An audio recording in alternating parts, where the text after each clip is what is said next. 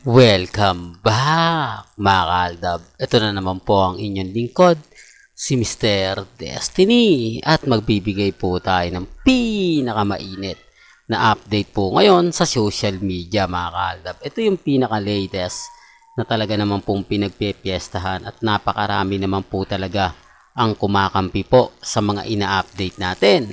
Di po ba? Ano nga po bang benepisyo ang makukuha ni Alden kay Maine at kay Congressman Arjo? Stable naman po ngayon ang trabaho ni Alden. Napakaraming project, napakaraming kumbaga kumokontrata. Sunod-sunod nga po, di po ba?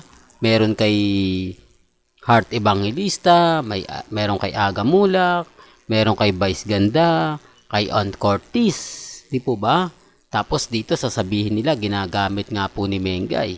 Sinasabi ko lang po ito, mga kaaldab, na malabo po, di po ba? Malabong gamitin ni Alden si Maine. Unang-una kay Congressman Arjo, wala naman tong teleserye, wala naman tong pelikula, di po ba? Si Mengay, ganun din. May sitcom po ba to? Wala. Kaya nga po mas pabor na gagamitin ni Mengay si Alden para umangat ang TBJ, para sumikat. Di po ba? Sinasabi ko lang po ito para po sa kaalaman ng lahat. Para lang po sa mga taong dumadaan at bumibisita po sa channel natin. Sabi ko nga po sa inyo, kung ano lang po yung latest, kung ano lang po yung trending, doon lang po tayo. Di po ba? Sinasabi ko lang po ito para po sa mga baguhan, lalong-lalo na po sa social media. Di po ba? Ang dami kasing mga komento ngayon na ganito ganyan. Hindi pa po tapos, kumbaga tignan na lang po natin.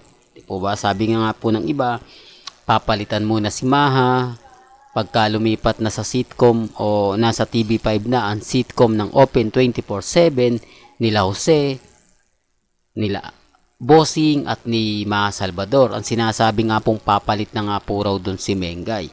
Yan, hindi pa naman po klaro. Malakas lang yung ugong-ugong kasi nga po hindi talaga nag-click. Totoo naman po, mga kaaldab. Parang pinabayaan din talaga yan nila ng management ng GMA. Dahil sabi ko nga po sa inyo, hindi ka ba naman sasama loob kasama ka sa demanda? Di po ba? Paano mo gusto makatrabaho ang isang taong kaaway mo? Siyempre, hindi ka na may ilang ka na. Di po ba? Okay sana kung walang demandahan na nangyari. May demanda po kasi ang EAT sa GMA. Di po ba kay Attorney Annette Gozon, kay President Felipe Gozon at yung iba pa pong mga matataas na opisyal sa GMA Kapuso. Talagang ganun lang po, mga kaaldab. Siyempre, gagamitin po nila si Mengay para umangat na naman. Di po ba? Tapos gagamitin ni Mengay si Alden para umagaw na naman ang atensyon. Di po ba yung sinasabi natin? Siguro naman po alam na ni Bossing na hindi sila komportable ni Maha. Siguro naisip din ni Bossing na sige, lipat na tayo sa TV5. Tapos balik natin si Maine. Po ba? Alam naman po natin na may mga bagay-bagay na kumbaga, ito po yung sinasabi ko na hindi po nila alam. Kapag ang kontrata at ang GMA na ang tumapos, okay lang, di po ba? Kumbaga, sinabi ng GMA, tapos na yung kontrata, kahit hindi pa tapos, meron silang kakayanan na, kumbaga, tanggalin ang isang show, di po ba? Kumbaga, basagin ang isang kontrata ng isang artista kapag hindi na nga po ito nagkiklik at hindi na nga po mabenta sa tao. Paano nga naman kasi magiging mabenta? Dati may palabas po sa YouTube na Open 24/7. Totoo to, mga kaaldab. Pero bigla na pong nawala. Bigla nang hindi na nag-a-upload. Talagang pinababayaan na nila. Sa lublob nila. Hayaan mo yung hindi kumita. Hindi naman yung kawalan eh. Di po ba yung pag-ere? Siyempre yung mga sponsor, advertiser, mawawala na ng gana. Di po ba? Paano? Wala nagpo-promote eh. Hindi man lang pinapakita sa telebisyon, hindi naman kasi pwedeng i-promote ni Bossing sa EAT, di po ba? Malaking kawalang respeto naman yon kay Manny Pangilinan. Di po ba? Hindi niya magawang tulungan yung show niya na nasa kabilang istasyon. Kaya nga po bumagsak eh. Kaya nga po yung ratings talagang ang baba. Di po ba? Ewan ko lang kung may ratings pa eh. Wala naman pong ginagawa yung GMA Network. Pinababayaan lang po talaga nila. Di po ba? Ngayong lumipat na ito sa TV5 at talaga naman pong kumbaga kumpirmado na dahil ang naglabas nga po Philippine Star ngayon, si Mengay sigurado papalit dyan. Sa tingin niyo po, aangat kaya o hindi? May mga bagay-bagay na siyempre kasama niya si Jose Manalo, di po ba? Iba naman kasi ang segment dati sa Daddy's Girls. Ang kasama niya doon ay si Wally Bayola. Di po ba? Pero dito mga kaaldab, kakaiba. Dahil si Jose Manalo na nga po ang makakasama niya. Ito'y base lang po. Base lang po ito sa mga nakukuha nating update, sa mga nakukuha nating impormasyon, lalo na nga po sa Instagram, sa Twitter, sa Facebook. Sabi ko nga po sa inyo, kung gusto nyo lang naman po ng update, kung gusto nyo lang naman po ng latest, tutok lang po kayo dito. Di po ba? Sabi ko nga po sa inyo, may mga bagay-bagay nga po na mahirap nga po talagang ipaliwanag. Mahirap pong magkomento, mahirap magsabi ng ganito ganyan, etc. etc. Relax lang. Di po ba?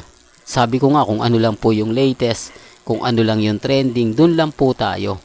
Sa ngayon mga kaaldab, yan lang muna yung masasabi natin dahil wala pa pong kumpirmasyon o masasabi natin na pinipending pa talaga ng GMA Network. Ganyan po sila kahusay. Sabi ko nga po sa inyo, yung taktika ng GMA pag gusto nilang pabagsakin yung isang tao, kung gusto nilang mawala na yung artista na sa tingin nila wala na, hindi na nila yan ilalabas hindi na nila yan papakita pa hanggang sa lumuma na, hanggang sa mawala na. Ang dami kayong artista ng GMA Network ang kumbaga nag-guess sa bawal judgmental, di po ba, na may mga sama ng loob, pero hindi naman na direktang sinasabi sa GMA na keso ganito, na wala na kami ng project, di po ba, na kung po pwede, di po ba, kasi nga po dagdag sila ng dagdag ng artista kuha sila ng kuha ng artista galing sa ABS-CBN, tapos hindi naman po nila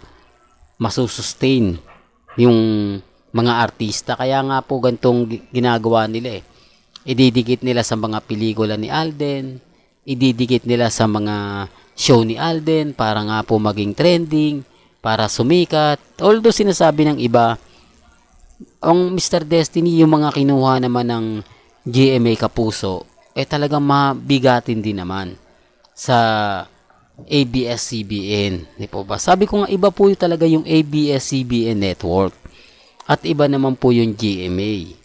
Di po ba? Kasi may mga viewers talaga na ayaw manood ng GMA. May mga viewers talaga na kapag nakita nila GMA yan, parang nawawalan sila ng gana. Pero hindi naman po lahat. Sabi ko nga po sa inyo, meron din. At yung artista kasi ng ABS-CBN, ilang taon nga po ba kasing hindi lumabas? Ilang taon kasing nakita lang sila sa Facebook, sa Twitter, sa website, sa YouTube, pero hindi po sila lumabas exactly sa mga teleserye ng pangtanghali, pang umaga, gaya po ng TV5 na wala rin pong mga show pagkahapon. Kaya siguro mga kaaldab, mas umingay, mas sumikat yung mga artista ng GMA Network at napilitan nga pong kunin ng GMA. Pero wala naman pong nangyari, di po ba? Bagkus sa mga sikat din po nila napupunta. Sa mga artista rin ng GMA, dinidikit, di po ba? Tapos nga po, nag-iba ng pangalan.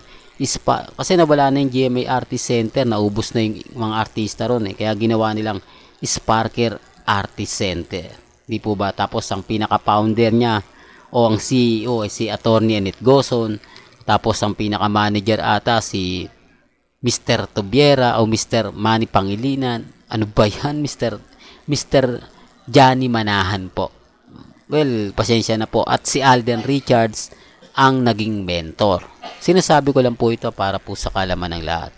Well, hanggang dito na lang po ang ating latest updates. Kaya kung gusto nyo pa po ng pinaka-latest at sariwang update, abay tumutok lang po kayo dito sa channel ni Mr. Destiny para updated po kayo sa mga latest at sa mga bagong video po na ilalabas po natin maya-maya lang.